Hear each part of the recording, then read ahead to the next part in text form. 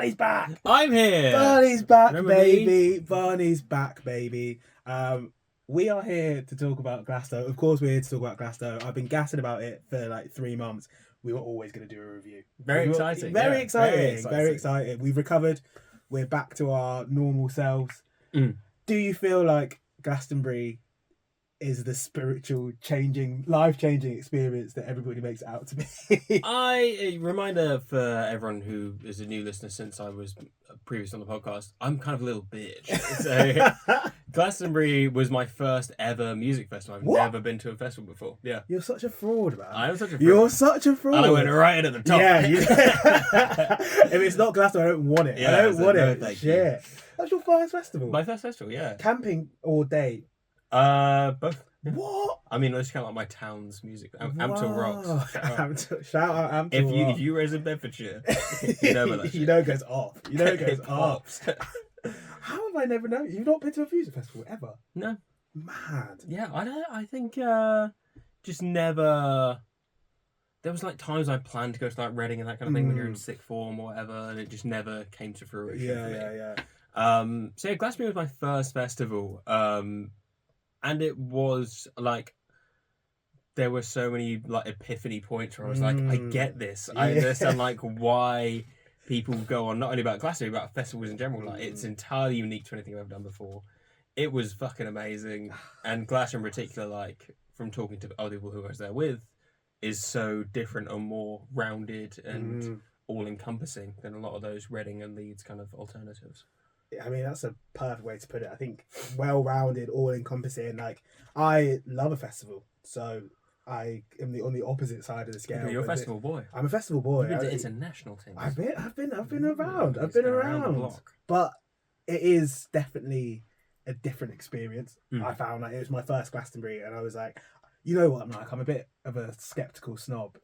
Yeah, well, maybe, yeah. Yeah, I have my moments. Like, so obviously I was excited to go, but there was that little bit in the back of my mind where I was like, people do gas about this thing. Like, yeah. You know, like, there is no way that it can live up to the... It can't be that... It can't be that good, and it is that good. It is that good. It really is. Like, it is that good. And I had those moments like you're saying where it was like, epiphanies, epiphanies, a little just like, big deep breaths out of like cathartic release where I was like, this is exactly what I needed to do. This is exactly where I needed to be. For the 5 days I thought might be too long. Perfect. Like it felt like it was a holiday. Like we were joking in the car on the way down, like this is the main holiday of the year. Like, we don't have time to do anything else. But like, it did feel at points like relaxing and incredibly enjoyable. Yeah. And like, yeah, by the end of it, I was fucking disgusting.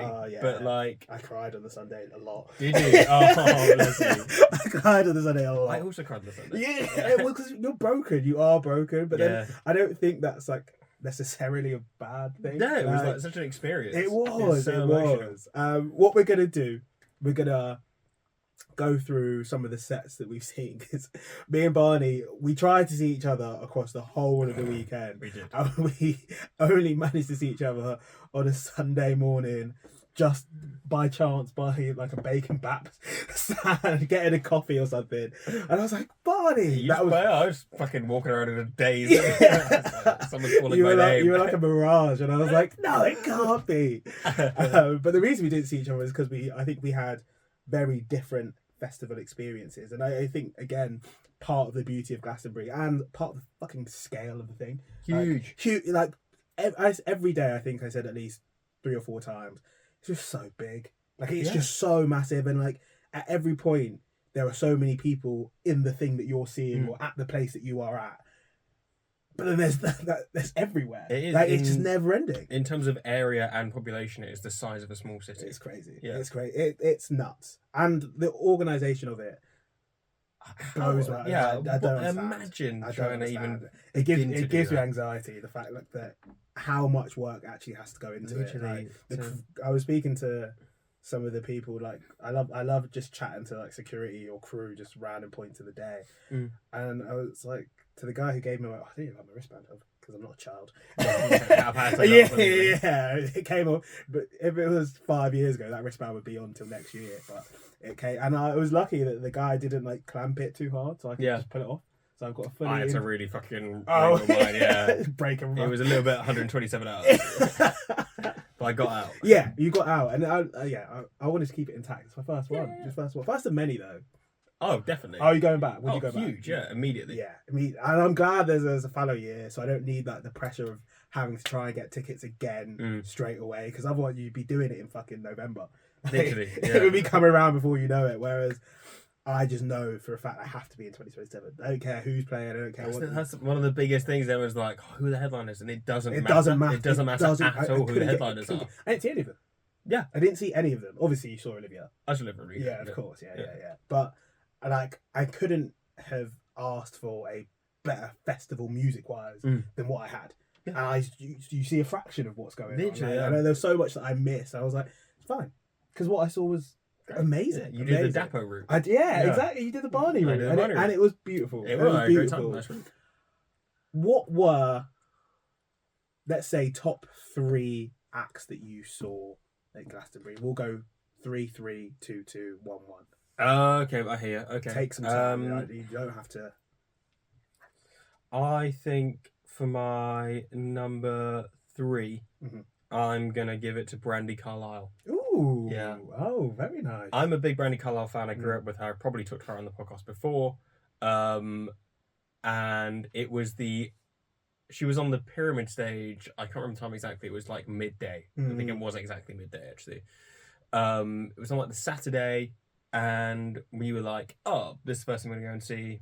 Caught the end of the Kaiser Chiefs, who were on before. And then we were like, let's try and get to the front, because we fucking love Brandi. Yeah.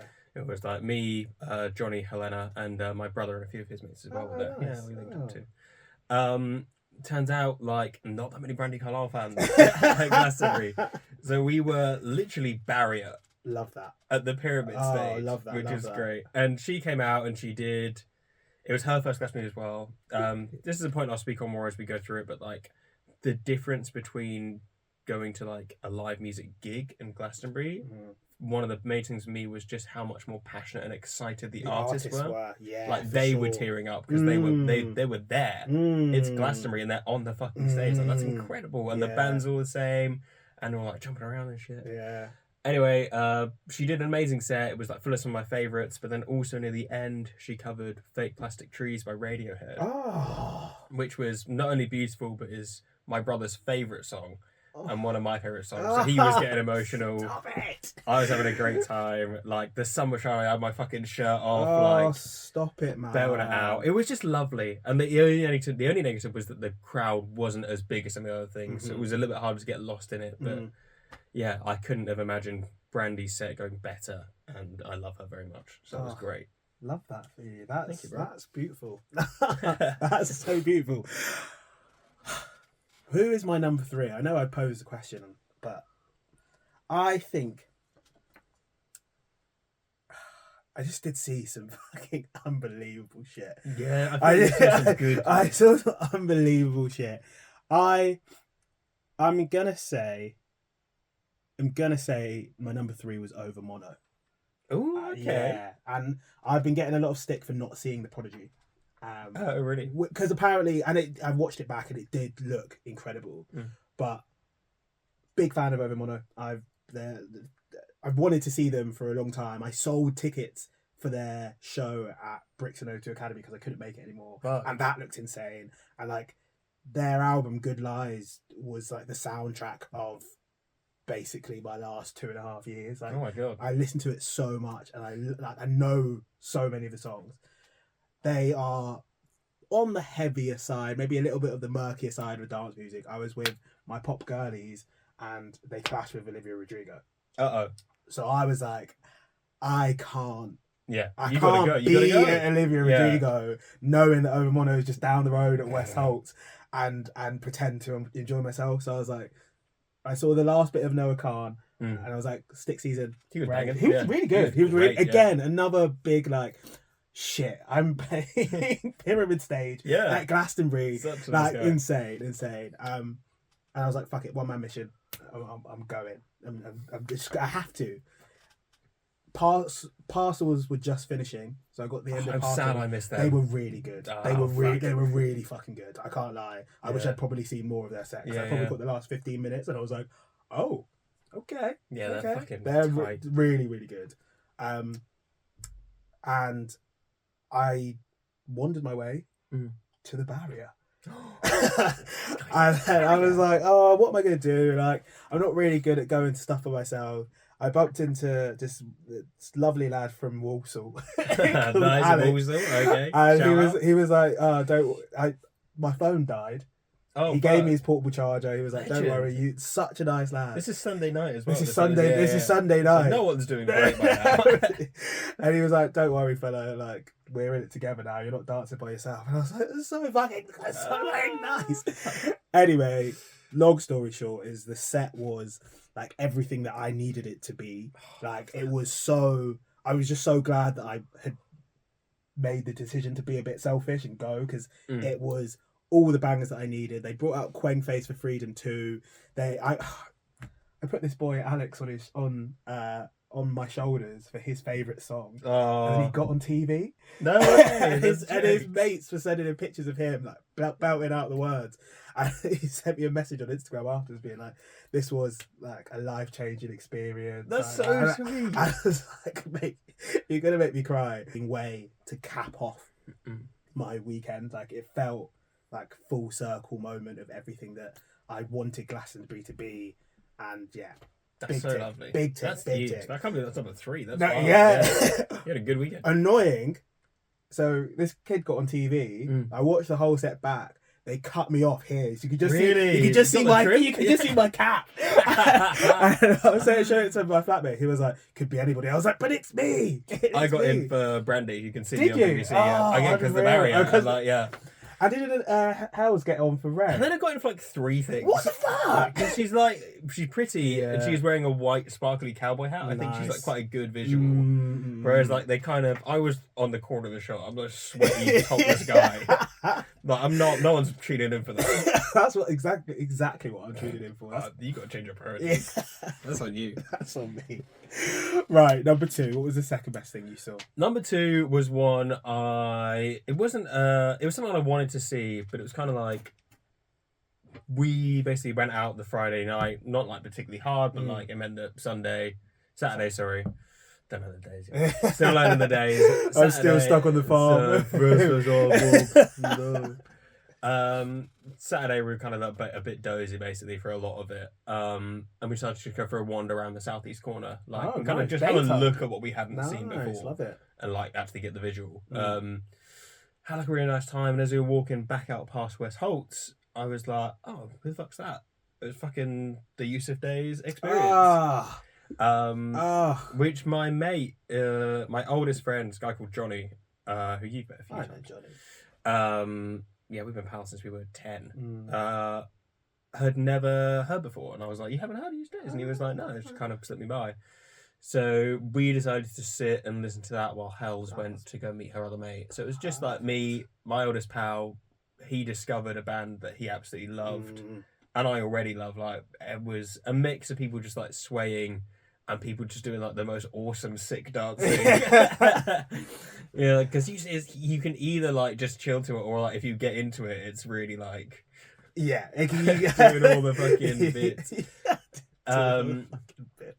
I know exactly what you mean. Yeah, there's a lot like beat bop jazz dance. Yeah, like I'm 2-stepping up a phenomenal, 2-stepping up a dust storm. A dust storm.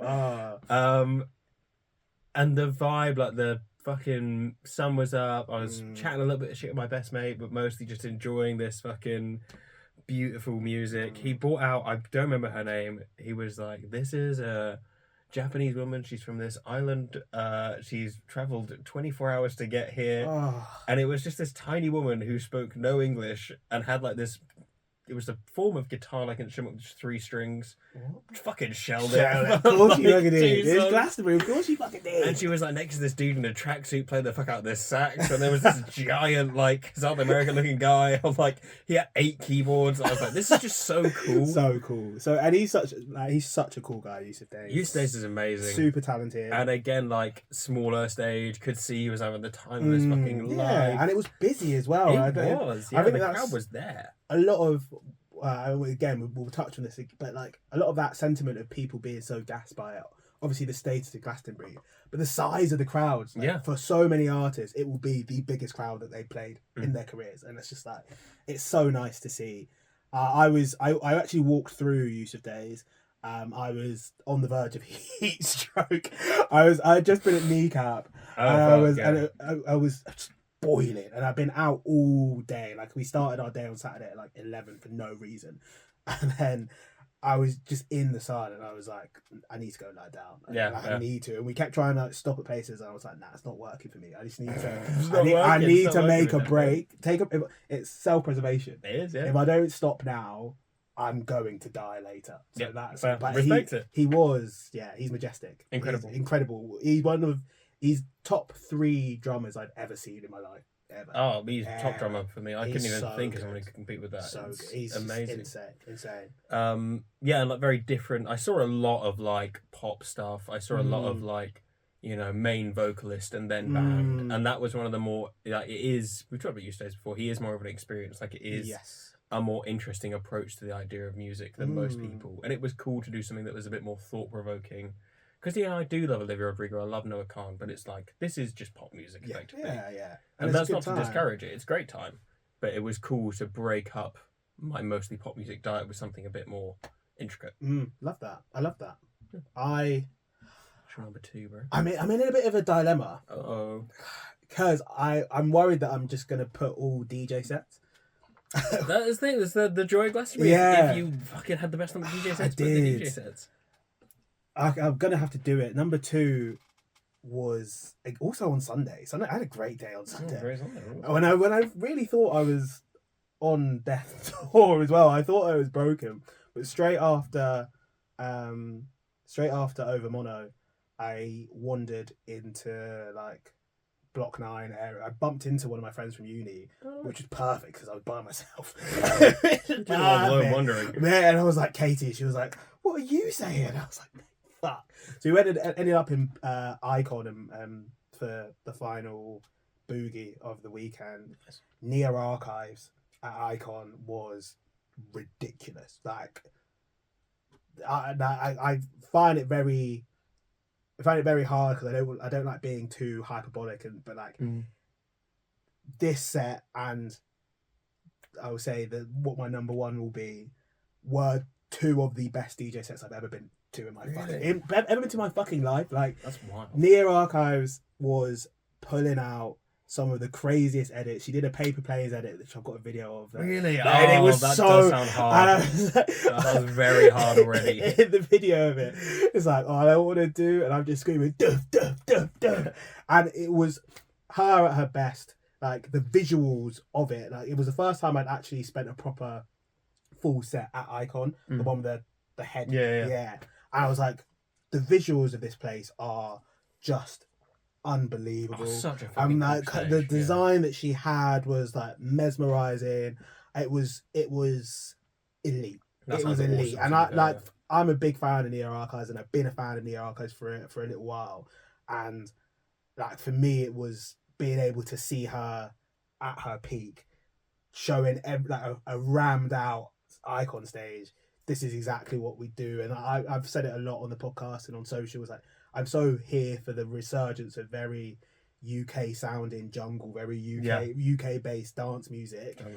Jungle is massive. Yeah. And she is the queen of jungle. She is the pioneer of it, like, for this generation. Ooh. It was fucking class. She was so good. That's unreal. So good. I love gigs when like you're like, how can I explain how good this was? And you just go like, it was just really fucking great. It was just awesome. It was just great though. It was awesome. Yeah. And just having a little bit of a dance and a boogie, like, I love that. Yeah, it was top tier. Speaking of top tier, the best set you saw at Glastonbury was? Best set I saw at Glastonbury, my favourite set. I'm not even sure it was the best. My favourite thing I saw at Glastonbury would be CMAT.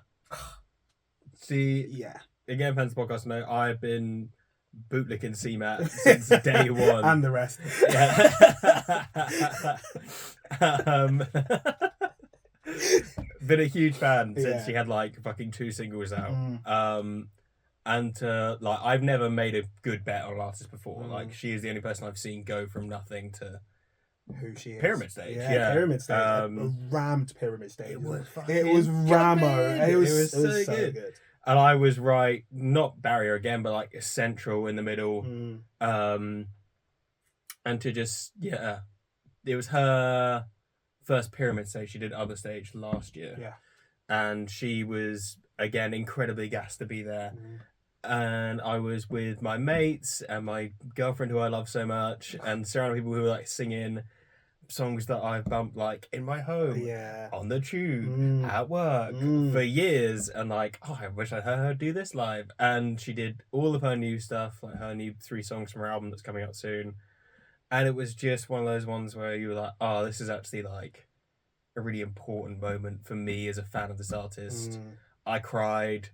And it was just like, because it was like Friday, like 1 p.m. It was basically the first real thing we saw. And that was when I got my first epiphany. I was like, I get it. Yeah. Because I've seen CMAT before, but it was in O2 Shepherd's Bush.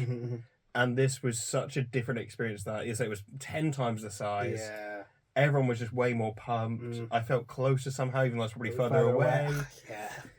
She brought out all the fucking stops. She had stupid costumes on. Like people were doing mad moves. There was those like bits and skits, which I always really enjoy in a performance. I just loved it. I was like, I'm here. We've arrived finally. My favourite artist is on. She's doing a great job. Everyone around me knows all the words. I know all the words. We're all jumping. It was just fucking brilliant. Beautiful. It was so nice. That's the reason yeah. we're here. Like, this is the Literally, reason we're here. I totally understand that. I totally get it. Yeah, Are you going so to emotional. the show in November? Yeah, same. Hell yeah, My boy. We'll link. I was going. So we started. That was Friday, wasn't it?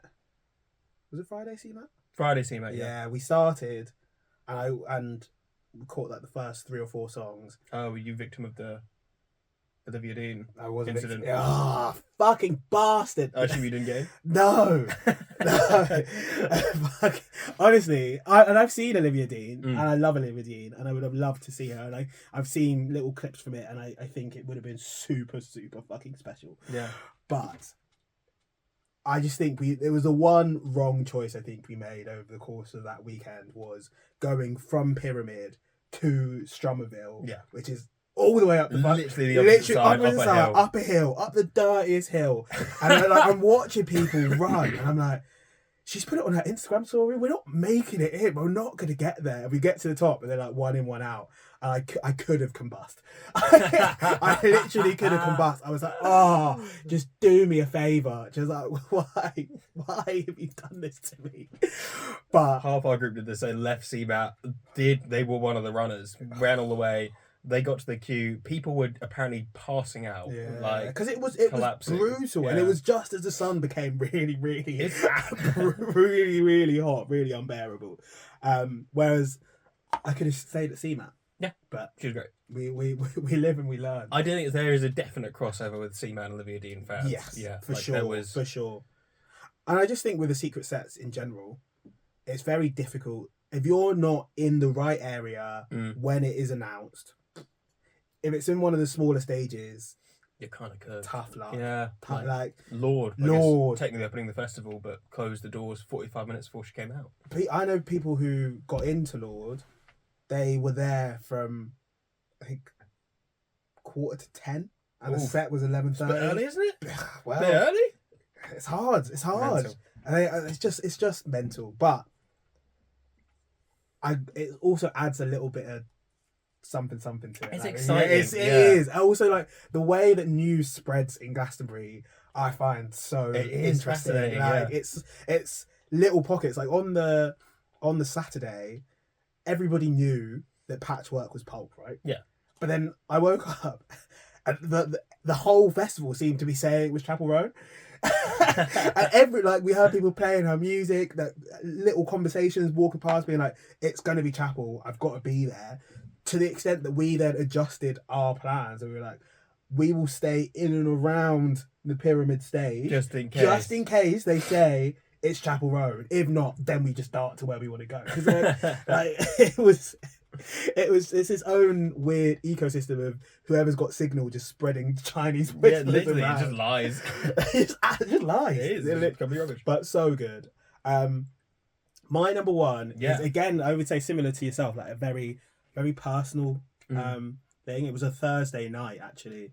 So Thursday night, we spent a lot of time at Lonely Hearts, and they had like a lot of DJs doing like grime, dubstep, 140s, mixing mashups, and like,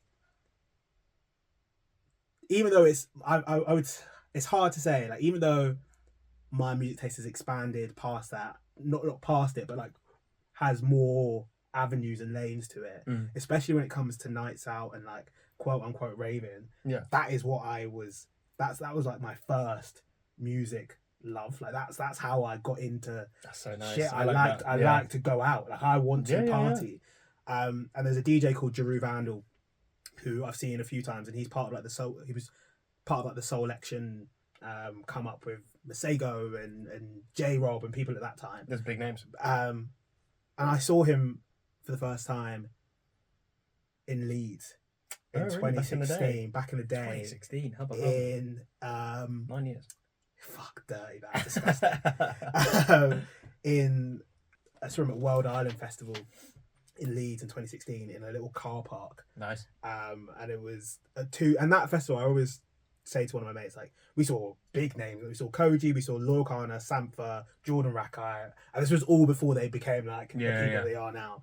So Jeru Vandal, I've loved for years, and he did a back-to-back with this DJ called Bambi, and it is top. It might be the best DJ set I've ever seen in my life. Wow. It genuinely might be the best DJ set I've ever seen in my life. So a core root base of fucking like grime cuts, and to be fair, I don't think either Jeru Vandal's Dutch, I'm pretty sure. Bambi, I'm pretty sure, was American. Like, but they were pulling out little Skepta snippets. They were pulling out little fucking JME bars. Then they were mixing it with some of the dirtiest drums. And then they just pull you back with, like, they did... they had a Neo Closer cover. Then they would spin it out and they did like a dubstep remix of Panic at the Disco. Whoa! Like, I was stood with these two guys because my group were not getting it, and each their own. I was very much in my world. My group were not getting it. There were these two guys who were working and they just finished their shift, came straight to this set at like 3 a.m, and they were like, this is what we came for. Like, this is why we're here. And we just had a fucking boogie. I'm on this poor kid's Snapchat. At this point in time, It Ain't Safe was playing, and he's got his phone in my face, and I'm just like, Ain't Safe on them. I had the best time. That's so nice. And we were both there. Like, we're all like, can you hear what's coming next? Can you hear what's coming next? And we were like, that was nothing short of a pleasure. And then they closed the stage, and Bambi did a little stage dive into the audience. She was like, I've kind of always wanted to do this. This has been a fucking like dream of mine, playing this for you. And I was like, fuck yeah. Fuck yeah. It was so good. So good. And I was just like, that's Thursday night. I've got 3 more days of festival. Crazy, dude. It was elite. That is elite. That's a very nice top one. Yeah. It felt very... That was probably my first like epiphany moment where I was like, okay, I understand why the best festival. because like